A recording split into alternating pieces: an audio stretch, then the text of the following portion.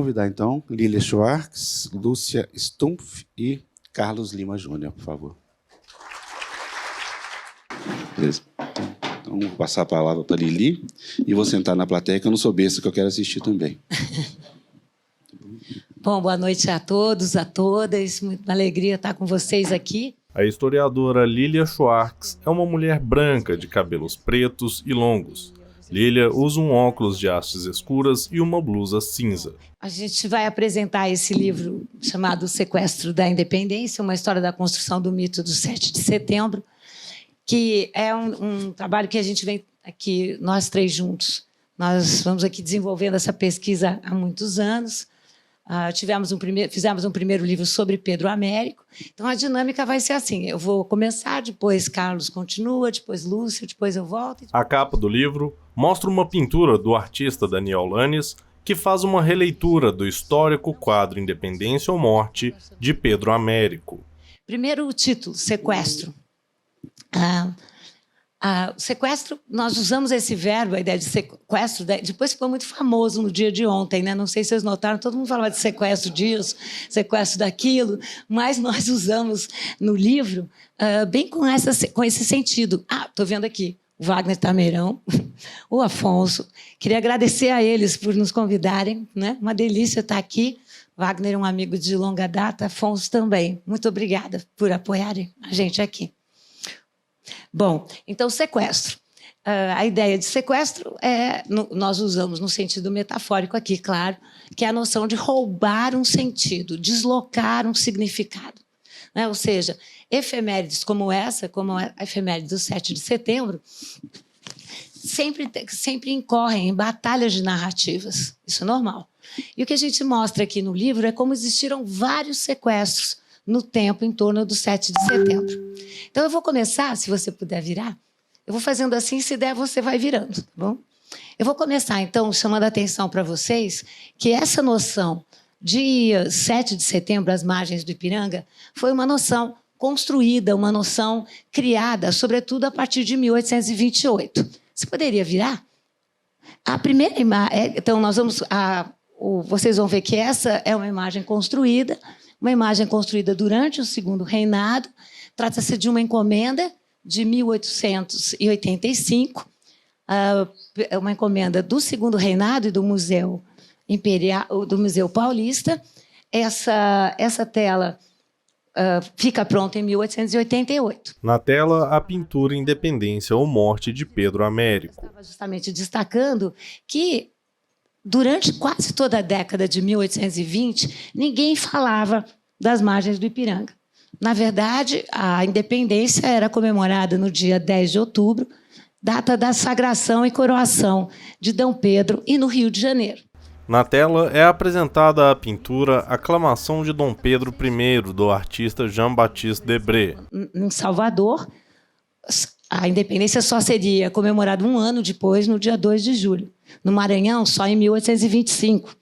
Então, o que é importante para nós é mostrar como é que essa data foi virando a data oficial. Essas são imagens do contexto de 1822. Vocês veem Dom Pedro à frente, uma multidão logo atrás, pode virar. Nessa imagem do Debré, né, justamente sobre a aclamação. Aqui uma outra tela do Debré, sobre a sagração e coroação de Dom Pedro I.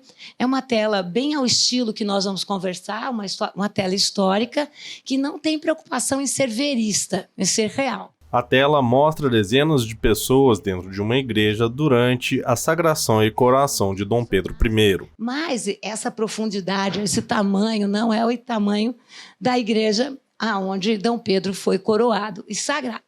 Pode virar. Pois bem, talvez essa é a imagem mais coetânea do 1822. Ela aparece naquele cantinho desse souvenir, feito também num livro depois por Jean-Baptiste Debré. No detalhe da pintura citada, Dom Pedro I está a cavalo chegando no Rio de Janeiro. Essa imagem, porém, ela vai sendo aos poucos desmontada pelo próprio sequestro que a monarquia faria. A coroação e a sagração são momentos capitais numa monarquia.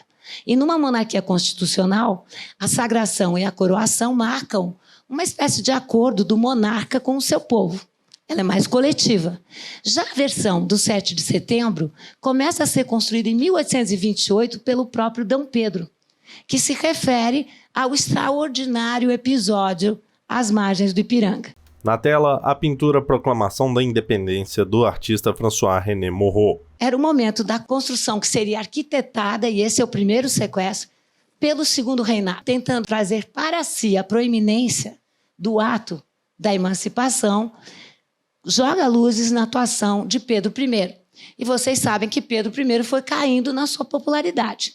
Chegou, enfim, era aquele líder popular, depois impõe uma Constituição em 1824, debela uma série de movimentos civis de forma muito violenta e, quando ele vai embora, em 1831, ele não era mais uma figura popular. Portanto, no Segundo Reinado, tratou-se de construir a popularidade de Pedro I.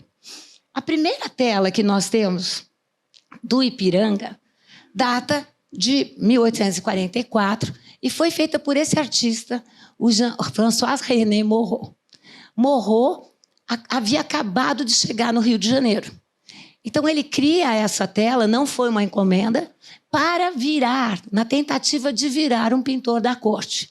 Vocês podem ver que ele faz uma cena coletiva, diferente do Pedro Américo, coloca Dom Pedro ao centro, mas essa tela foi muito criticada. Araújo Porto Alegre, que era então o diretor da Academia Imperial de Belas Artes, desanca com a tela. Ele diz que a cabeça de Dom Pedro está muito mal feita, que o corpo está totalmente desencontrado. Você tem razão, vocês podem ver que o corpo vai para um lado, o tronco vai para o outro, o cavalo vai para o outro. Era tombo certo, né? E vocês podem notar também a pouca familiaridade de Moreau com a população brasileira. Né? Os brasileiros parecem napolitanos, se vocês estão notando aqui. Né? Todos napolitanos, muito compenetrados, mas não parecem brasileiros. E o Porto Alegre ainda critica mais, falando que, a acreditar no Moreau, todos os brasileiros seriam hidrocéfalos, por causa do tamanho da cabeça. Essa tela não fez sucesso na época, faria depois. Mas a tela pode virar. Que faria grande sucesso seria... Na tela, a pintura Independência ou Morte, de Pedro Américo. Nessa tela, que fica pronta em 1888, vocês podem ver a grande qualidade de Pedro Américo como pintor. Nenhuma tela ficaria no imaginário da maneira como ficou se não tivesse qualidade. Pedro Américo até veio para o Brasil umas 3 vezes estudar. E ele, quando inaugura a tela na frente das realezas europeias e, inclusive, da família imperial, ele também publica um livro em Florença, em italiano e português. E eu vou aqui lembrar de 2 frases do Pedro Américo. A realidade inspira, mas não escraviza. O que quer dizer? Eu não tenho compromisso com a realidade. E segundo, em nome da natureza, em nome da nação, eu sacrifico a natureza. Ou seja, tudo aquilo que dizem que está errado, que é plágio, o próprio Pedro Américo trata de explicar. O que ele diz? Eu fiz um terreno elevado, sabendo que o Ipiranga tinha um terreno plano, porque eu queria destacar a figura de Dom Pedro, deixar claro quem tinha a centralidade. Eu também coloquei Dom Pedro e a guarda com roupas, com uniformes oficiais, porque senão não pareceria esse momento capital da nação. Ele sabia que eles viajavam com roupa de algodão. Ele também inclui a Casa Bandeirante lá no canto, sabendo que a Casa Bandeirante é da década de 50. Mas como todo mundo imaginava a Casa de Bandeirante, ele tratou de colocar. Que mais? As roupas da guarda foram criadas em 1823. Portanto, eles não poderiam estar vestidos dessa maneira. Mas, como o objetivo era recompensar o mecenato, aquilo que ele recebeu, ele tratou de engrandecer.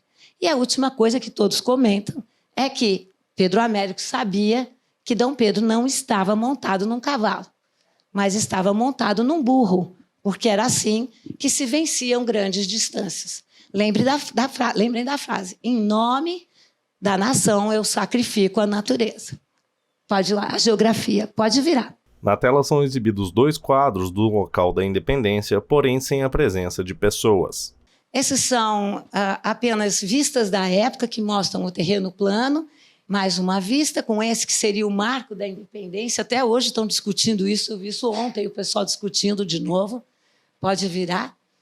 Essa é a tela na qual o Pedro Américo se inspirou. Na tela, a pintura Friedland, do pintor Jean-Louis Ernest Meissonier. Então, ele cita essa tela do Meissonier, por sua vez homenageia Napoleão no seu cavalo branco. Na tela, um esboço do que viria a ser a pintura oficial de Pedro Américo. Essa tela teve um rascunho. Pedro Américo faz um desenho, submete esse desenho à Comissão do Ipiranga e aos representantes do Segundo Reinado, que não aprovam esse desenho. Por que não aprovam? Porque justamente nesse desenho o povo não é branco, está descalço, mas traz os seus instrumentos. O povo não é passivo, como na tela de Pedro Américo. Pode virar. Na tela, um detalhe da pintura de Pedro Américo que mostra um homem guiando bois. O povo fica todo à esquerda. Logo abaixo, e dando a direção do nosso olhar, está o carreiro. O carreiro olha para Dom Pedro e é por causa dele que nós olhamos para Dom Pedro também. Outro detalhe da tela mostra um tropeiro montando um cavalo. Essa figura paulistana, que também vocês podem notar, está na esquerda. Ele está num cavalo, mas ele está observando o evento, não toma parte, não participa, não muda a situação. Pode virar. A tela mostra um terceiro detalhe. A gente vê na tela, está o povo. O povo, sim, é negro, está descalço e anda na contramão da independência. Se vocês lembram da tela, a independência vem para cá, o povo está andando para o outro lado. Portanto, pode virar uma questão de muito simbólica na tela e na maneira como Pedro Américo coloca o povo do lado esquerdo. Há também uma questão simbólica interessante na história da tela. Pedro Américo inaugura a tela em Florença e a tela chega ao Brasil em meados de 1888. O que acontece nesse momento? Abolição da escravidão, o Império não podia saber, mas estava num momento difícil, e o Museu Monumento do Ipiranga tem os seus trabalhos retardados. Com isso, a tela do Pedro Américo ficou enrolada no porão da Faculdade de Direito do Largo de São Francisco e só circulou assim, em branco e preto. Na tela, uma imagem do jornal Diário do Comércio do Rio de Janeiro com uma ilustração da tela de Pedro Américo. Essa edição fez tanto sucesso que esgotou, mas a tela só viria a ser inaugurada em 1895 e, finalmente, em 1922. Mas, para falar sobre o segundo sequestro de 1922, eu vou passar a palavra para o Carlos. O professor e pesquisador Carlos Lima Júnior é um homem branco de cabelos e barba escuros. Bom, boa noite a todos e todas. É uma alegria estar aqui no Sempre um Papo. Eu vou falar então desse segundo sequestro em relação à independência, que foi em 1922. Em 1922, nós temos o centenário da independência, né? E nós temos também uma grande disputa entre Rio de Janeiro e São Paulo. Rio de Janeiro era a capital federal da República, que vai puxar para si também o brado retumbante, numa grande disputa com São Paulo, né? Então, se São Paulo era o berço da nação, eu estou aqui na frente de vocês, não? O berço da nação, a capital vai querer também se projetar nessa história. Enquanto o Rio de Janeiro vai celebrar essa festa, uma grande exposição universal, convidando os países, né, do globo para participarem, São Paulo também vai se organizar e vão ter uma grande disputa, né, em relação... Se o Rio de Janeiro conta a história do Brasil a partir da vinda da corte, em 1808, São Paulo vai contar justamente desde os bandeirantes. Na tela, a obra Sessão do Conselho de Estado, da pintora Georgina Albuquerque. Nesse momento, nós temos também a criação de um museu no Rio de Janeiro, que é o Museu Histórico Nacional, né? E enquanto em São Paulo nós vamos ter o Museu Paulista reabrindo as suas portas. Ele comentou nesse primeiro momento, né, dessa pintura, tanto que a pintura do Pedro Américo foi sacrificada até ser desenrolada e colocada no Salão de Honra do Museu apenas em 1895. Em 1922, ele reabre as suas portas com um diretor à frente, Afonso Toné, que vai contar essa história do Brasil toda enviesada por São Paulo.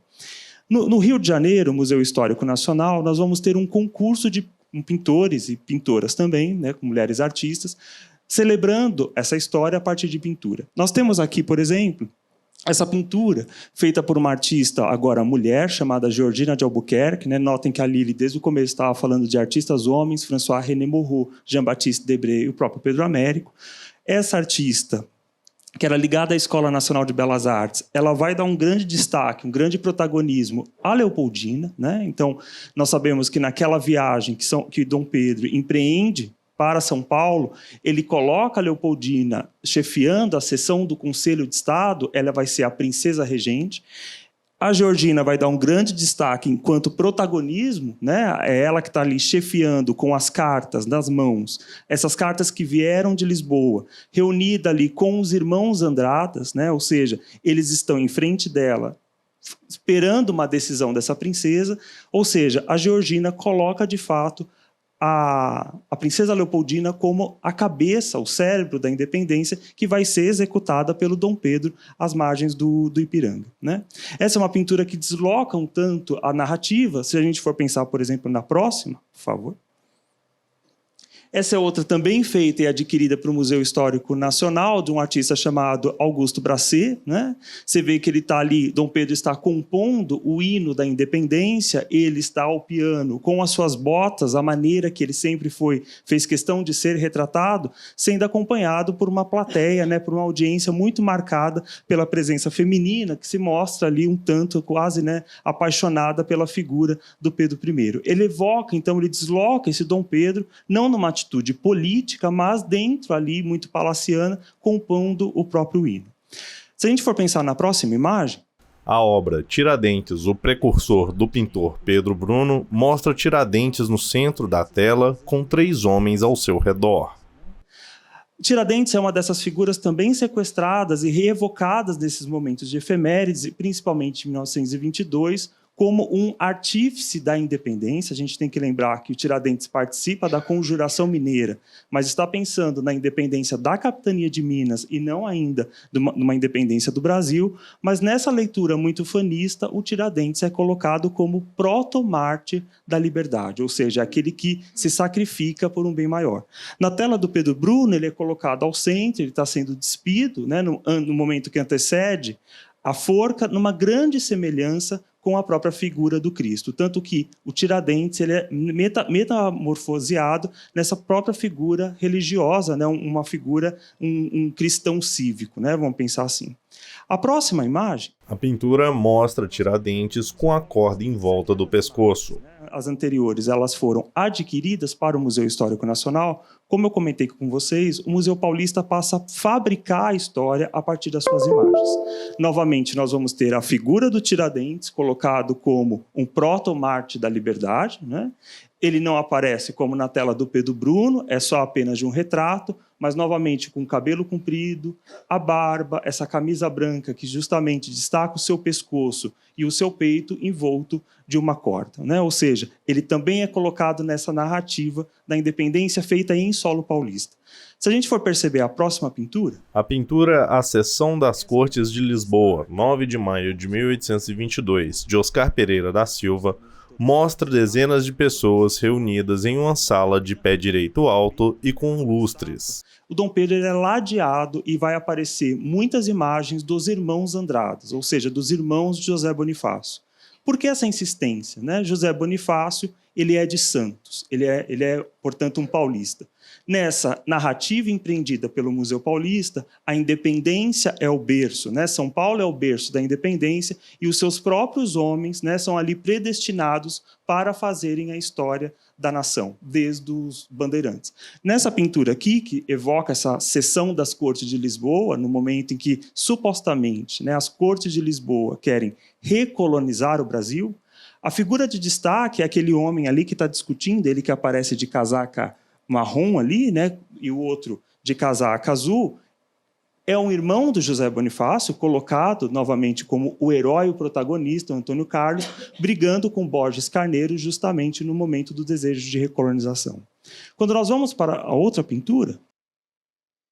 Na tela, a pintura de Domênico Failucci é o retrato de Dona Leopoldina de Habsburgo e seus filhos, que mostra uma mulher sentada em uma poltrona com uma criança no colo e 4 outras crianças em volta. né? Aqui a memória da Leopoldina, enquanto, né, aquilo que era chamada de paladina da independência, aquela figura, né, a favor da independência, ela não é lembrada pela sua atitude política, mas pelo seu papel de mãe de Dom Pedro II, cercada ali pelas suas filhas, né? O Dom Pedro I está ausente, mas está presente a partir da aliança que ela usa e que toca a figura do Dom Pedro II ao colo apenas com 10 meses de idade. Na outra imagem... Na tela, a pintura Maria Quitéria de Jesus, de Domenico Failucci, mostra uma mulher de cabelos curtos trajando o uniforme militar e segurando uma arma. Em relação à independência, é uma memória de uma conquista da independência muito pacífica, né? Ou seja, a discussão da independência é feita por meio do gabinete, dentro de um palácio, como tem aquela tela do Oscar Pereira da Silva, né?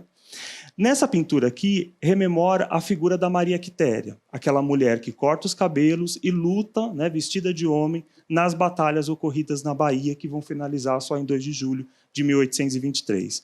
É muito interessante quando a gente olha essa imagem, né, a Maria Quitéria ela posa solitária diante dessa pintura, uma pintura feita da década de 20, né, ou seja, 100 anos depois, mas é interessante que o Domenico Failucci utiliza como modelo uma gravura feita por um artista escocês chamado Augustus Early, que estava no livro da Mary Graham, né, uma viajante inglesa que vem ao Brasil. Quando Domenico Failucci pega essa gravura, ele omite as figuras combatentes ao fundo, ou seja, a figura da Maria Quitéria relembra a guerra, mas ela não está guerreando, né? Ou seja, existe um aceno de que a independência se fez por meio da guerra, mas de uma maneira muito pacífica, muito tranquila e em São Paulo, né? Lúcia, vou passar agora para ela para a gente pensar justamente como se encaixa essas outras narrativas, né, essas outras independências para além do 7 de setembro de 1822.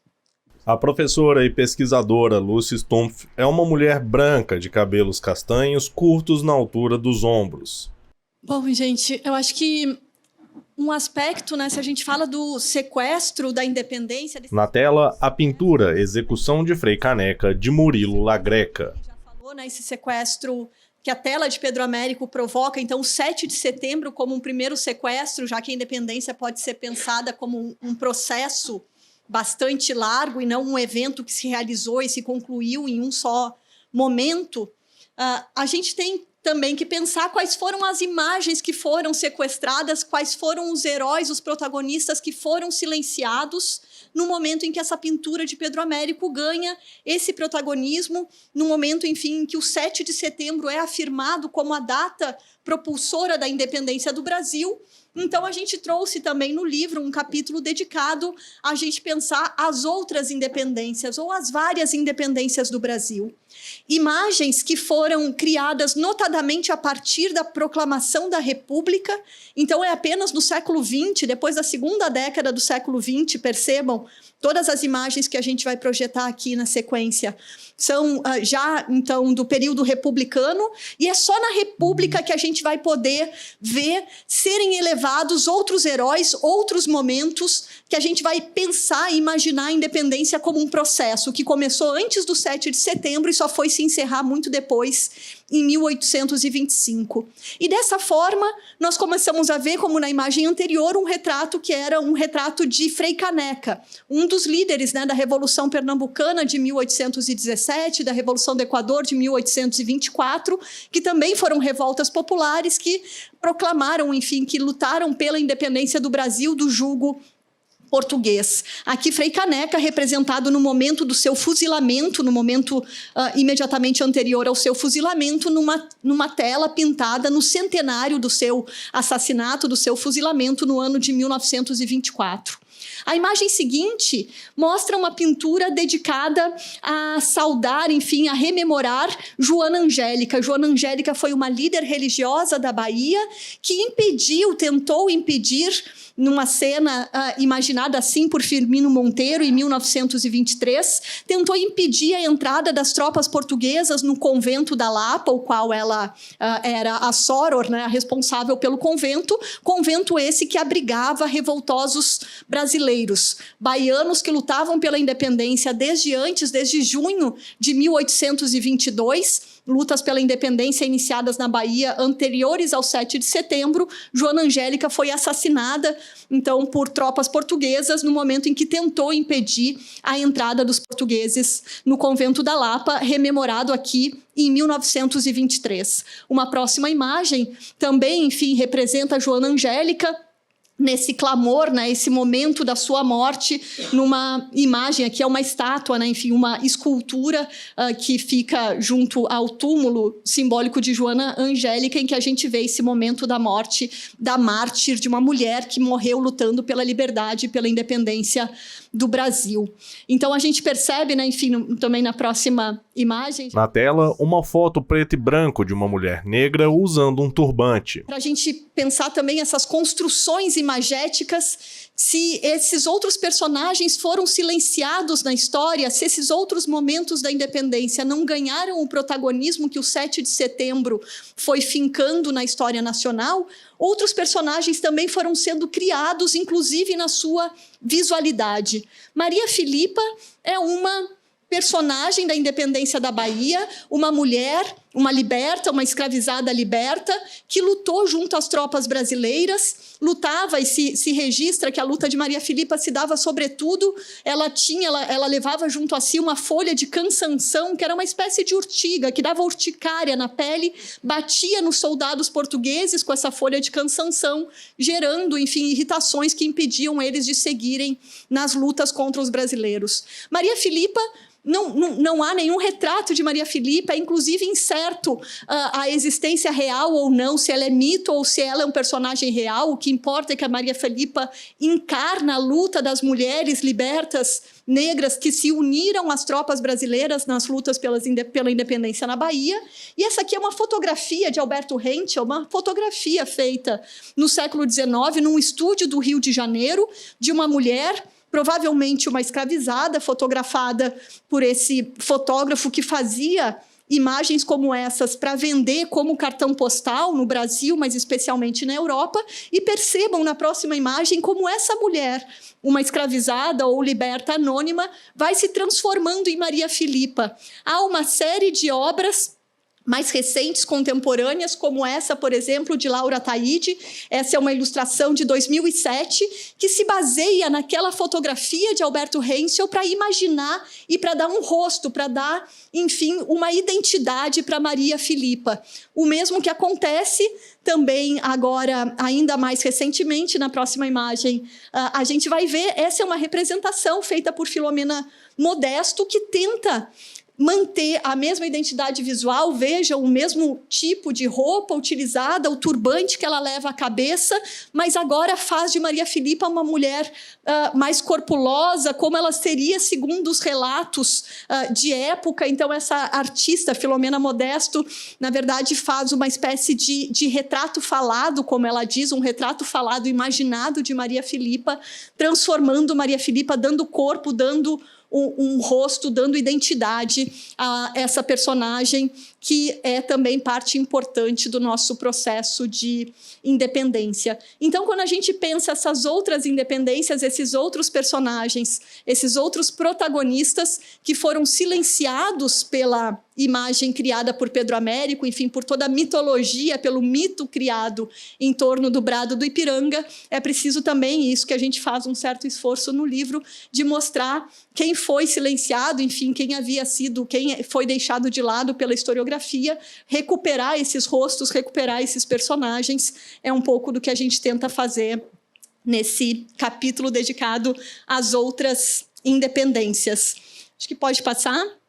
Enfim, mais uma imagem, tem mais algumas, vou passar bem rápido, para a gente pensar uma imagem de Antônio Parreiras. Eu achava que encerrava com Maria Filipa, mas Antônio Parreiras representando uma cena da independência na Bahia, aqui um evento ocorrido em junho de 1822, quando a Câmara Municipal da cidade de Cachoeira proclama a independência do Brasil. Então, Antônio Parreiras deixa claro como o primeiro passo para a independência ocorreu na Bahia e não às margens do Ipiranga.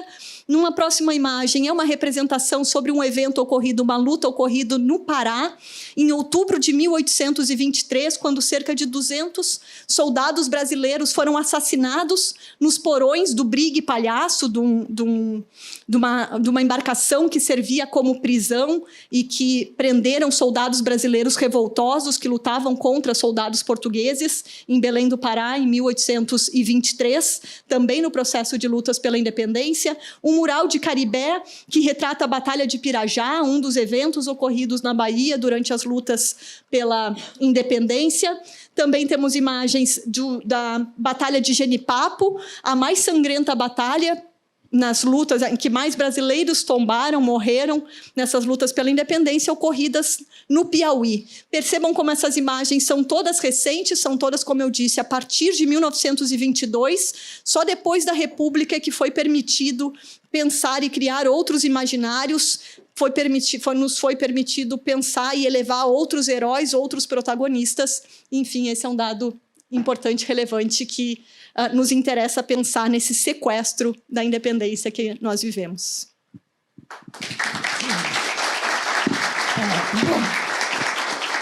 Vou virar mais um pouco.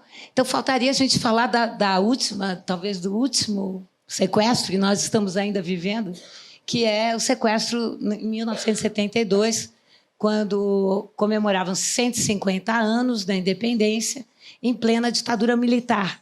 Um momento difícil da ditadura, muito violento. Se sequestravam pessoas não só metaforicamente, mas literalmente, torturavam, prendiam. E a ditadura se organiza para bem comemorar e, de alguma maneira, não deixar passar a crise que existia no seio do próprio país. Essa é a imagem que foi criada nesse contexto, né? Então, que junta 1822 com 1972. Vocês podem olhar acima uma Brasília ainda bem deserta, e abaixo a imagem do Pedro Américo. Porque o que nós vamos mostrando no livro também é como a tela de Pedro Américo vai virando a realidade sobre a independência. Pode virar? Vocês podem ver aqui como para o bem ou para o mal. Nessa época, por exemplo, é estreado o filme do Carlos Coimbra, com direção do Carlos Coimbra. O filme não foi financiado pela ditadura militar, mas a ditadura comprou ingressos para todos os estudantes na escola pública para verem Liberdade, é o mesmo nome, né? Liberdade ou Morte, que era estrelado por Tarcísio Meira e Glória Menezes. Na tela, a pintura de Pedro Américo, em preto e branco, mostra Dom Pedro proclamando "Eu quero Mocotó", criada pelo chargista Jaguar. Aqui um jornal de esquerda faz uma brincadeira com a tela do Pedro Américo. O Pasquim fazia sempre isso. Eles colocavam cenas diferentes com essa frase, que vinha de uma música do Jorge Benjor, "Eu quero Mocotó". Só que o que interessa aqui, a Lúcia sempre lembra disso, é que a tela de Pedro Américo foi virando uma espécie de símbolo nacional. Então, assim como você não pode rasurar a bandeira ou mexer com o hino, a ditadura militar considerou que isso era um crime e colocou toda a redação do Pasquim em cana. Pode virar. Aqui também o Pasquim então tratou de fazer uma entrevista com Dom Pedro, bem mal-humorado, né? Num cavalo pomposo. Pode virar. E a ditadura militar, o que fez? Pode virar mais uma. A ditadura foi, aos poucos, mudando o caráter da festa cívica da independência, né? Porque a independência sempre foi saudada como uma festa da sociedade brasileira, e foi transformando a festa cívica num grande desfile militar. Na tela, o detalhe de um homem guiando bois da obra de Pedro Américo figura uma propaganda da Volkswagen. Então, ela aparece numa série de propagandas nessa época. Nesse caso, uma propaganda da Volkswagen, que fala, vamos falar desse carreiro de boi. A própria Volkswagen, que sabemos hoje, era uma das empresas que financiava a ditadura militar. Pode virar? Pois bem, chegamos em 2022. Não sei se vocês sabem, mas essa é a abertura de uma espécie de manual que foi feito para celebrações agora, nesse ano. Reparem que eles não pegam toda a tela do Pedro Américo, que aparece sim ao fundo, mas eles destacam a empunhadeira, a mão de D. Pedro, e ao selecionar só esse símbolo, a mão de D. Pedro vira a mão de um militar. Vejam que sequestro interessante, voltando ao começo da nossa conversa aqui. Que roubo de sentido, né? Um príncipe é transformado num chefe militar. Pode virar. Essa é a propaganda de abertura. Vocês vejam como Pedro Américo vai virando um grande pano de fundo, né? Uma espécie de referência irrefutável à independência, quando não é. Na tela, a foto de uma motociata de Bolsonaro é comparada à icônica tela de Pedro Américo. O governo Bolsonaro vai se utilizando dessas e de outras imagens para agora se associar à figura de D. Pedro. Se D. Pedro foi obrigado a dar um golpe no pai, não é isso? Para garantir a autonomia da nação que ele então representava, o nosso chefe de Estado pode dar um golpe da legalidade para garantir o que ele chama de sequestro. Nós estamos vivendo, portanto, pode virar, uma série de sequestros, que são sequestros dos nossos símbolos, sequestros dos conceitos e sequestros da nossa história. Mas, se isso tudo está acontecendo, vale a pena a gente falar de outros ecos do grito para terminar, então, essa palestra. Pode ir lá. José Antônio da Silva, que nessa perspectiva dita popular, figura a festa da independência do jeito que deve ser. Um grande ritual. Um grande ritual que celebra a nossa liberdade e o nosso sonho de futuro. Na tela, duas releituras da obra de Pedro Américo feitas pelo pintor José Antônio da Silva. As obras remontam ao Grito do Ipiranga usando de diversas cores e sem apelo ao realismo, mostrando que seria uma grande festa popular. Ou então, essa tela do artista chamado Mundano, que passa o Riacho do Ipiranga para Minas Gerais. Chama de preservação ou morte, coloca um indígena como que cobrindo D. Pedro, e o Riacho do Ipiranga virou pura lama de Brumadinho. Na tela, uma charge da cartunista Laerte que remonta ao quadro de Pedro Américo. O que faz a piada se não deslocar sentidos? Desloca sentidos de algo que nós todos compartilhamos. Então, qual é o suposto? Que todos nós compartilhamos da tela do Pedro Américo. E, portanto, a Laerte pode brincar com isso. Vocês vejam que só os indígenas, pode voltar só um pouquinho, só os indígenas têm cor, e eles perguntam, essa fila anda? E agora é o carreiro que está no centro. E ele diz, não. Em outra charge de Laerte, uma mulher tenta declarar a independência, mas é interrompida. Declaro a independência desse país, tem que ser com espada. Declaro a independência deste, tem que ser a cavalo. Declaro a independência, tem que ser homem. Sinto muito. Vocês vejam que o humor faz isso com a gente, não é? Pode virar. Ele condensa uma série de sentidos que ficam dispersos. Nós chamamos o artista aqui, para terminar mesmo, Dan Lanes, para fazer a capa do nosso livro. E o que fez o artista Dan Lanes? Ele pegou a tela do Pedro Américo e inverteu o sentido dessa tela. Vocês veem o D. Pedro mais ao lado esquerdo de vocês, um D. Pedro que quase não tem feição. Durante a feitura dessa tela, o Dan oscilou muito. Às vezes, D. Pedro não tinha feição nenhuma. Depois ganhou feição. E vocês veem que uma grande tempestade está para cair por sobre D. Pedro. Agora, qual é a figura de ponta e no primeiro plano? Não é mais D. Pedro, mas é o povo. O povo que toma para si a independência. Pois bem, o que nós queríamos falar, então, com esse livro, de alguma maneira, e nesse 8 de setembro, né? Que, primeiro, que nesse 7 de setembro, o que nós precisamos é ser independentes. Segundo, que muitas vezes uma nação se imagina a partir de uma tela que é, por sua vez, imaginada. Que nós possamos imaginar um 7 de setembro muito mais plural, muito mais inclusivo, muito mais republicano e imbrochável. Obrigada. O escritor e apresentador Afonso Borges volta ao palco. Ele é um homem branco, de cabelos e barba grisalhos.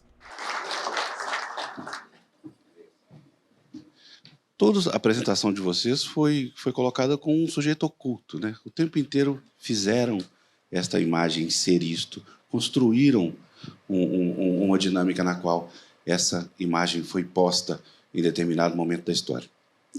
Eu queria saber, assim, nesse processo de pesquisa, e até à luz de outros livros, né, houve a identificação destas pessoas, assim, nominalmente, em determinado momento da história? Vocês conseguiram encontrar esta pessoa determinou, neste momento histórico, que esta imagem deve ser colocada, e como você colocou, né, Lili, essa imagem aqui não...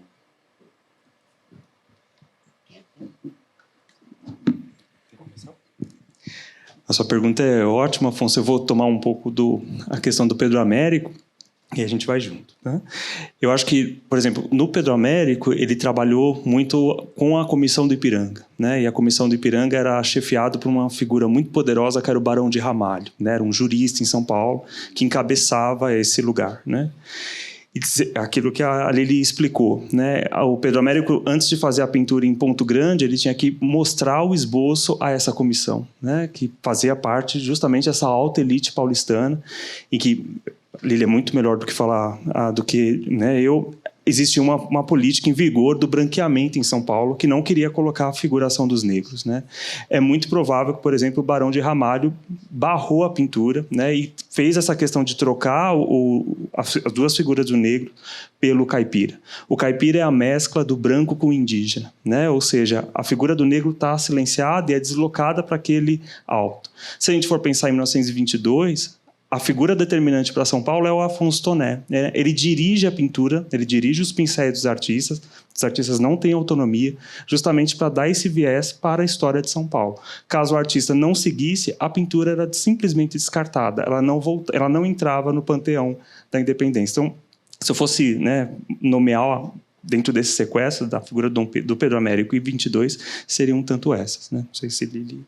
1972... Em 1972, é o próprio general Médici que encomenda, são os militares que encomendam todo um cerimonial. São os militares que encomendam que chegue o corpo de D. Pedro no dia 21 de abril, dia de Tiradentes, no dia 22 de abril, dia do descobrimento ou da invasão. O corpo de D. Pedro passa a viajar por todas as capitais do Brasil para chegar no 7 de setembro, em São Paulo, com um pequeno deslize, mais um, que o corpo de D. Pedro era maior do que a lápide e ficou durante 4 anos repousando por sobre uma mesa.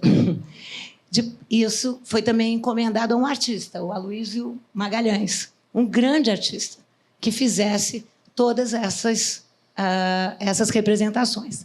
Essas imagens que nós mostramos, de 2022, são imagens produzidas pela Câmara. Pela Secom. Pela Câmara agora foi feito um filminho que eu comentei até no meu Instagram, que é um filminho terrível, que é essa história sem povo, né? Que é a chegada das caravelas, depois aparece a vinda de D. João, aí depois Leopoldina sempre como uma princesa, vocês lembram do discurso de ontem também, sempre com borboletas do lado dela, e uma história sem outras lutas, né? Sem outros embates. Então, por trás disso sempre essas são, por isso que nós chamamos, e acho que a sua questão é fundamental, de imagens do poder, porque são imagens comissionadas pelo Estado. E por isso que uma grande hipótese do livro é que as imagens não são inocentes. O termo imaginário vem de imagens. E muitas vezes nós olhamos as imagens como se elas fossem uma ilustração, como se elas fossem dar um lustro. E não é verdade, as imagens são documentos muito poderosos. E o que a gente tentou provar aqui, por exemplo, é que a tela do Pedro Américo virou uma realidade. Né? Por exemplo, no filme do Coimbra, Independência ou Morte, ele fala, o diretor diz, que na hora de fazer a cena do 7 de setembro, que ele escolheu copiar a tela do Pedro Américo, porque senão ninguém ia acreditar. Ou seja, a tela é que virou a realidade. Né? Lúcia, aquelas outras representações que você falou, né, tantas que você citou rapidamente, você também tem alguma colaboração nesse sentido de identificar, naqueles momentos, aquelas pessoas, aquelas imagens? Então, ali de novo, né, para corroborar, enfim, nosso livro é de fato muito mostrando o quanto os poderes políticos fazem uso das imagens para construir esses imaginários coletivos. Ali, a partir da proclamação da República, nós percebemos o quanto, com a maior autonomia dos estados, agora os estados federativos com a República ganham protagonismo, né? Ganham autonomia. Antes, o poder central da monarquia era o único que criava as imagens, que comissionava artistas para fazer pinturas. A partir da República, cada estado da federação começou a criar os seus próprios imaginários, então a reivindicar os feitos ocorridos nos seus estados. O Rio Grande do Sul, por exemplo, encomendou uma pintura sobre a Revolução Farroupilha. Pernambuco vai encomendar pinturas que exaltam os grandes heróis de 1817 e 1824, como foi Frei Caneca. Bahia encomenda essas representações que exaltam os feitos das grandes lutas pela independência na Bahia, de 22 a 1823. Então, uma vez mais, são os poderes, só que agora os poderes estaduais que constroem essas outras narrativas e que exaltam esses outros heróis. Então, uma vez mais, o início na República continua sendo essa questão muito mobilizada pelos poderes institucionais, só que agora pelos estados. Vamos às perguntas? Quem quer começar? Na plateia, um espectador pede a palavra. Tá ligado, Isso. tá. Boa noite, como é que você chama? Boa noite, é Giovanni. É só sobre a perspectiva de Portugal sobre essa independência, né, nossa aí. Eu acho que quando, né, há 50 anos atrás, quando o corpo de Dom Pedro chegou, acho que o governo em Portugal era mais ou menos amigável com a ditadura que a gente estava tendo aqui no Brasil. Agora, com o coração, né, o governo português eu acho que é totalmente contra o nosso governo aqui, né? Eu vi o desconforto do presidente português ontem, né, na celebração, se é que pode chamar disso. E qual que é a perspectiva que Portugal tem da nossa independência e como que isso é visto por eles e contado por eles? Sabe, que é interessante. Beleza. Vamos pegar lá. Bom, é uma questão ampla e importante, né? Essa perspectiva vai mudando. É muito interessante também pensar na própria figura de Dom Pedro, que sai daqui como um monarca absolutista, né? Um tirano, e para Portugal ele é lembrado como Dom Pedro IV e como um liberal, porque ele vai para lá lutar com Dom Miguel, seu irmão, que era um absolutista. Então, é bem interessante a oscilação na figura de Dom Pedro. Também tem essa questão muito interessante, que parece uma piada, mas não é, que tem uma disputa toda por que é que o corpo de Dom Pedro estava em Lisboa e o coração no Porto. E há uma disputa lá também, porque, é o que tudo indica, Dom Pedro, a cidade do Porto foi muito fiel a Dom Pedro e Dona Maria da Glória. Não, mas quem teve essa ideia brilhante de tirar o coração? Então, vou contar. É inacreditável a história. E aí parece que Dom Pedro falou: deixa o meu coração nessa cidade. Como muitas vezes não tem metáfora, vocês entenderam? Eles entenderam literalmente. E mantiveram o coração, essa coisa louca. Não é piada, não, né? Não é piada. Não é piada de português. Não é piada. Esse coração mantido em formol. E vocês sabem muito bem o que é a metáfora, né? Mantido em formol. Então, essa é uma parte da história. A outra parte, a historiografia portuguesa e a historiografia brasileira também se cindem por conta disso, né? Quando eu publiquei um livro chamado A Longa Viagem da Biblioteca dos Reis, eu tinha dados de que o Brasil pagou uma conta por todos os aparelhos, tudo que tinha ficado no Brasil. Como eu estava estudando a Biblioteca Real, essa conta não estava no Brasil, só podia estar lá.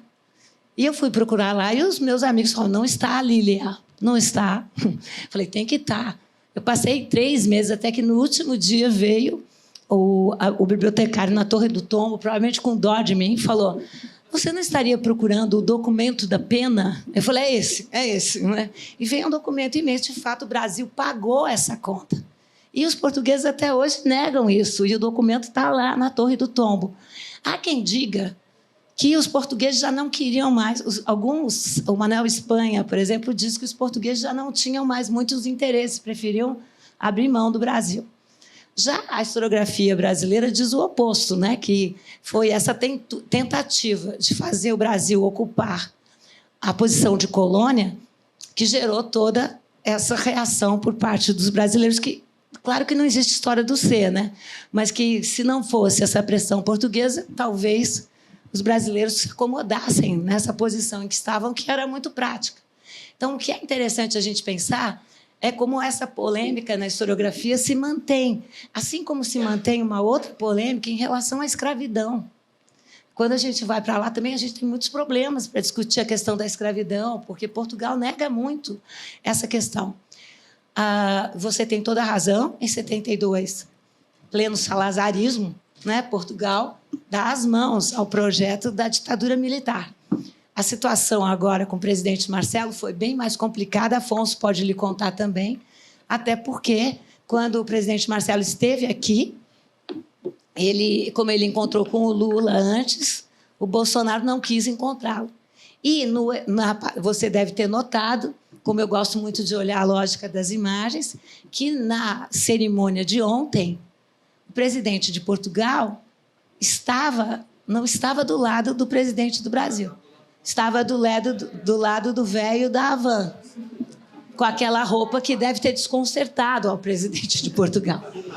Então, essa é uma história aberta e uma ótima questão. Não sei se, Carlos. Quer completar, Carlos? Eu acho que também, né, paira no imaginário muito essa questão de uma luta, né, entre a colônia e a metrópole, né? Então, quando a gente pensa na Guerra da Independência, por exemplo, o Pará era muito mais fiel às cortes de Lisboa do que ao Rio de Janeiro, né? A gente tem que pensar numa grande disputa agora, quando tem a independência, pelo centro do poder. Nem todas as províncias queriam conhecer o Rio de Janeiro como centro, né? Interessava, às vezes, muito mais Lisboa. Então, esse processo também de uma recolonização do Brasil pelas cortes é uma grande criação também de 1922, tanto que a pintura estava ali. Então, quando dá isso, mostra muito mais uma luta de conquista, quando não foi essa via única, né? Ou seja, tiveram muitos interesses em relação a essa independência, que não é sempre vista com essa briga entre colônia e metrópole, né?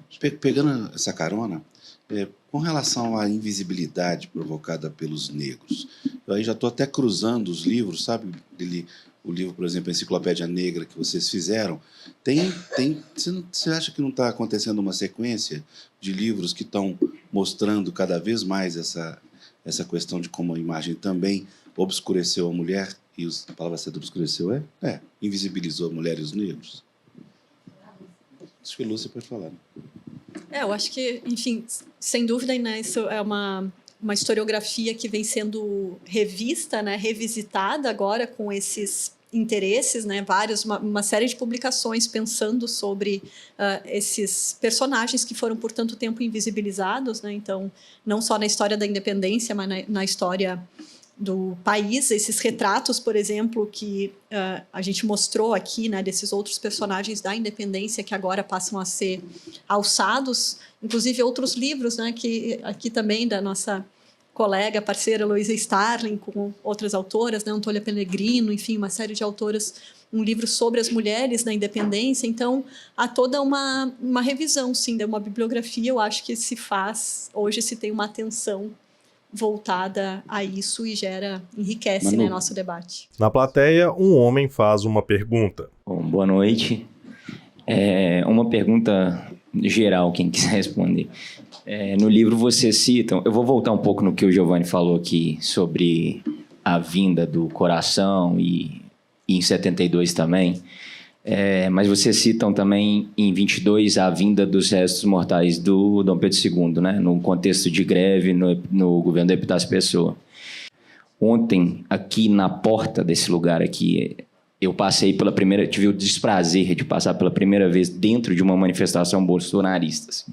Foi uma coisa eu nunca tinha tido essa experiência, e a primeira coisa que chamou a atenção foi como que a estética toda me incomodava. Nada era tranquilo para mim, assim. Não no sentido que cada um expressa a sua estética da maneira que quer, mas ela era toda muito mal elaborada, assim, tinha pouco a ver com a realidade do país. A gente falou da perspectiva de Portugal, queria que vocês falassem um pouco da perspectiva do Brasil agora, dessa vinda desse coração. O que vocês acham que esse ato tem grande potencial de, enfim... Simbologia. De simbologia. Obrigado. Olha, eles olharam para mim, né? Bom, primeira coisa, o coração veio emprestado. Não veio para ficar. Tem mais essa questão metafórica muito interessante para a gente pensar. Segunda coisa é que o Moro usou de maneira fantástica, né? Como? O humor, que você estava citando ali, usou o coração, Nossa. até colocando gente querendo comer o coração. Eu mesmo coloquei, deixa em paz meu coração. Né? E vamos pagar essa conta, porque o avião da FAB foi lá buscar, trouxe para cá, volta para lá e volta para cá. Então, a gente ainda paga essa conta. Eu penso que tanto a ditadura militar... Você tem razão, também a gente pode juntar o período de... Enfim, sempre o Estado sempre teve essa concepção um pouco mórbida de história. Né? História como algo passado e enterrado. Portanto, nada mais próximo dessa noção passadista de história do que você trazer os corpos, você celebrar os corpos. É uma noção mórbida, né? É uma necropolítica mesmo. É uma noção que não pensa história como um processo aberto. Né? Ou seja, porque a história é assim, os documentos estão lá, mas você faz novas perguntas, você vislumbra um outro ângulo do documento, você encontra um outro documento e você vai aí testando as suas hipóteses. Esse modelo é um modelo, de protagonistas que agem no lugar do povo. O povo está sempre passivo. Esses protagonistas são sempre homens, brancos, europeus, da elite. Então, uma noção de povo que precisa ser tutelado pela elite dirigente. É uma noção que prega essa ideia de democracia, de harmonia. Então, parte do que a gente não pôde explicar aqui da nossa discussão no começo do livro é por que se construiu essa noção de uma independência tão harmoniosa, quando nós sabemos que foi um golpe conservador, né? Ou seja, para manter a grande propriedade exportadora, para manter o poder das elites, para não fragmentar o território, como havia ocorrido na América Espanhola, e, sobretudo, para não interromper o tráfico de escravizados. Então, essa é uma história... Tanto que criamos uma anomalia, né? Um império cercado de repúblicas.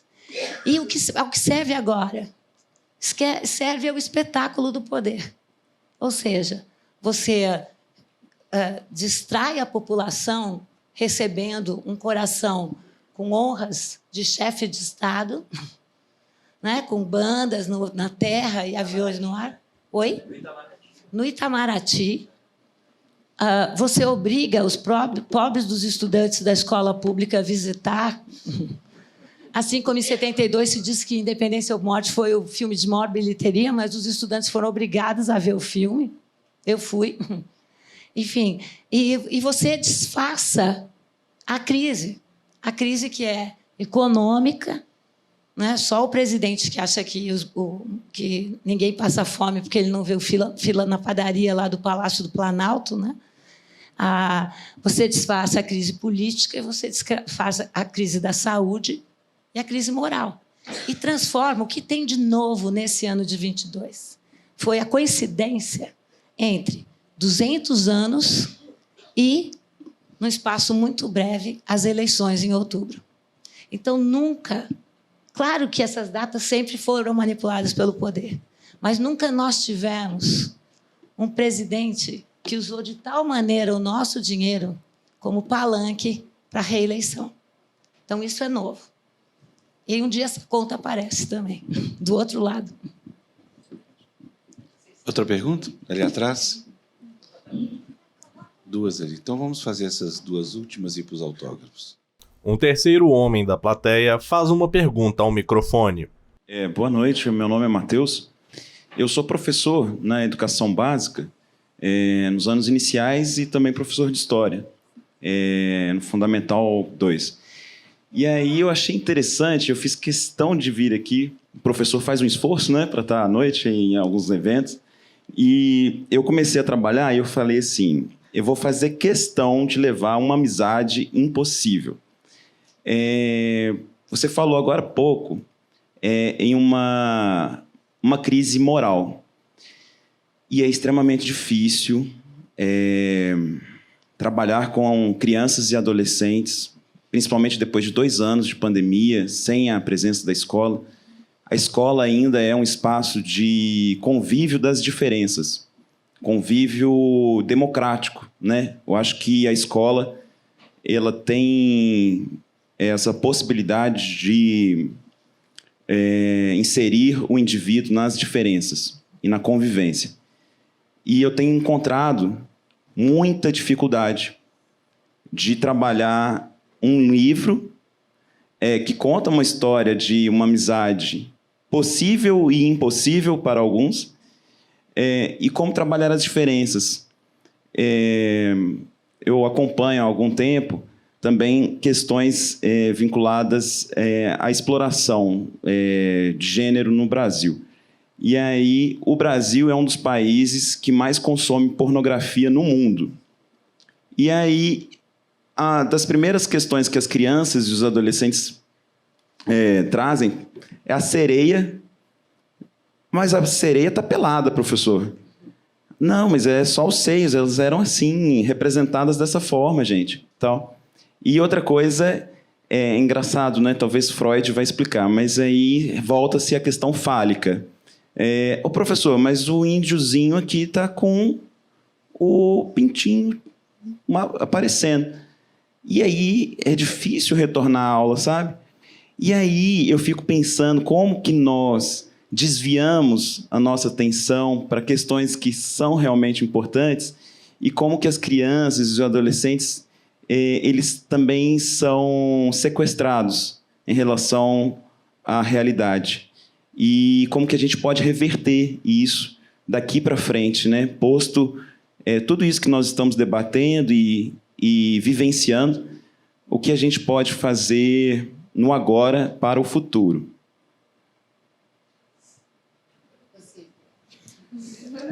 Quer que eu responda? Bem, eu não. Lúcia. Bom, eu acho a questão ótima do ponto de vista de uma preocupação que a gente teve para pensar a partir do livro do sequestro foi fazer um livro voltado aos professores. A gente escreveu o tempo todo pensando num público de educadores. A gente, inclusive, tem uma exposição em São Paulo com essas imagens que a gente mostrou na palestra, expostas numa galeria, para levar educadores e estudantes para, enfim, terem essas aulas com a gente e poderem aprender a ver as imagens. Então, eu acho que uma questão primordial para a gente, que a tua questão coloca bem, é o quanto é preciso usar as imagens de livros infantis ou de livros paradidáticos como esses, preciso usar a imagem, de fato, problematizando elas, né? Fazendo das imagens uma provocação para o conhecimento, fazendo que desde criança se aprenda num mundo que é cada vez mais imagético, num mundo em que a gente se comunica por imagens, né? A gente já quase não escreve texto, a gente manda emojis, manda memes para falar com as pessoas, a gente faz foto para mostrar onde está e avisar os outros onde estamos, enfim.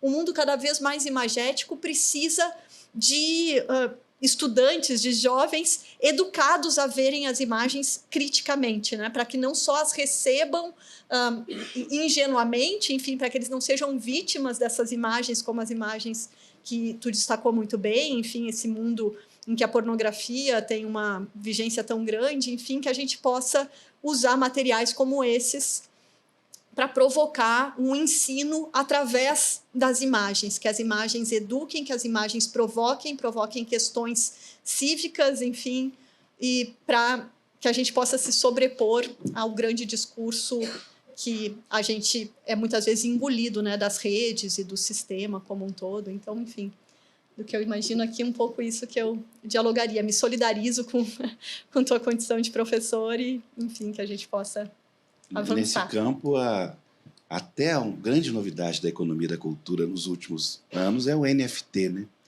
E o NFT não é nada mais, nada menos que o desenvolvimento de uma imagem com valor e autenticidade. E é o que dizem que vai acontecer daqui para frente de importante no mundo das artes, né?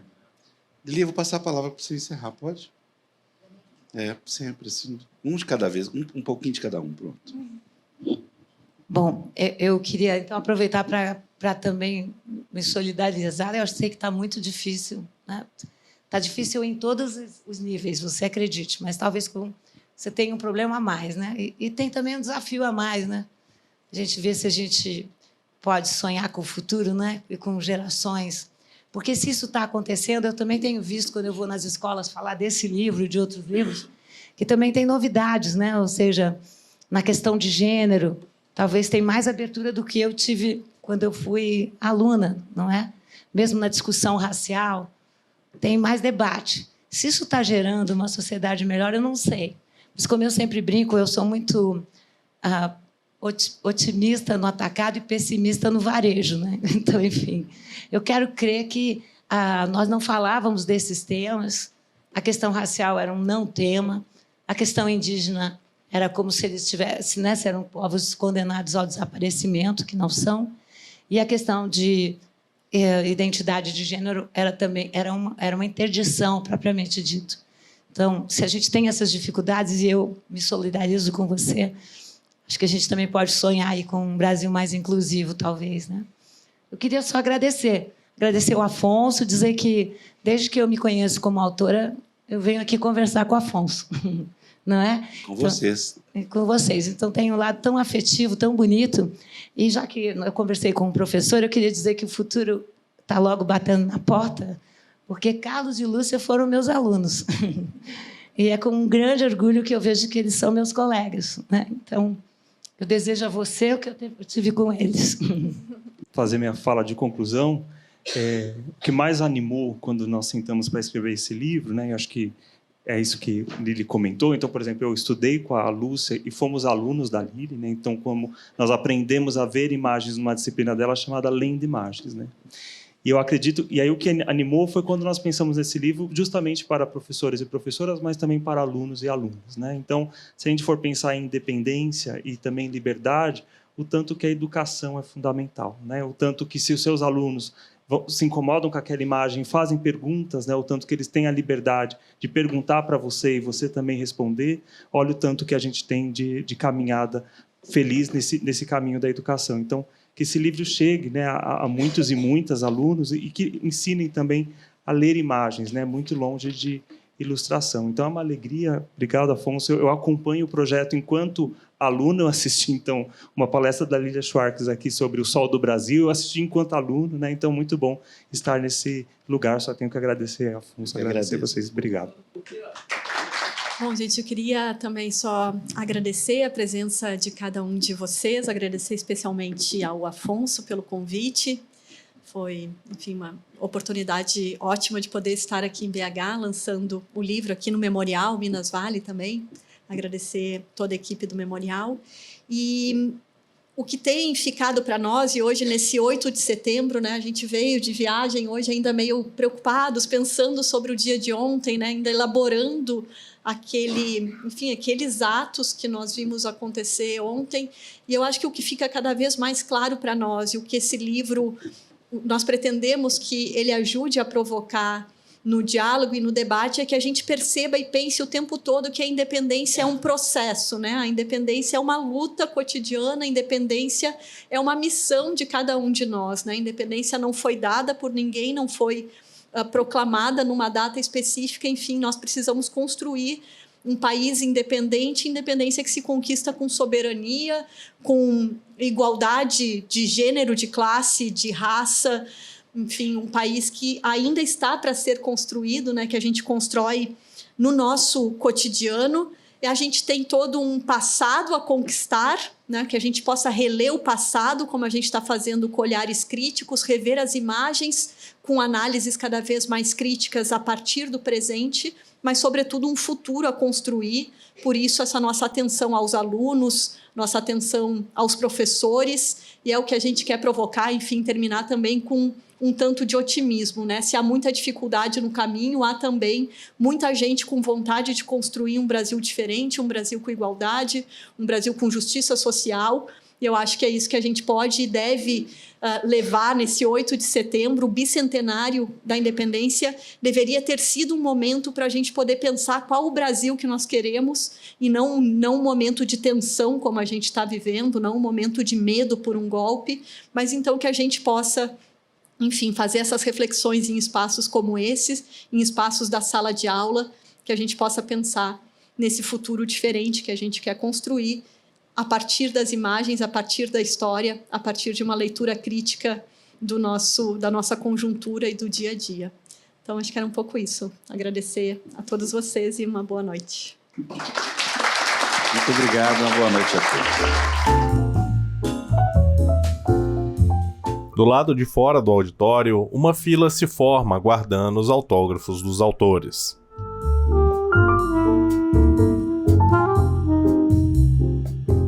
Lília, Carlos e Lúcia estão sentados em uma mesa cercados de cópias do livro.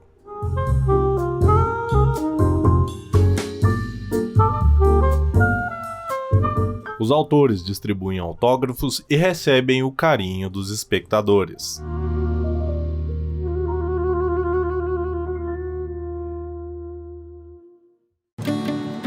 Onde está a cultura? A cultura está em todos os cantos do Brasil.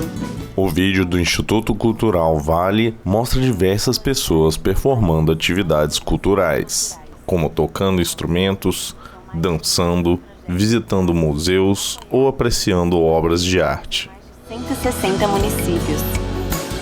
Onde tem cultura, a Vale está. Apoiando e valorizando nossa cultura, crescemos e evoluímos juntos.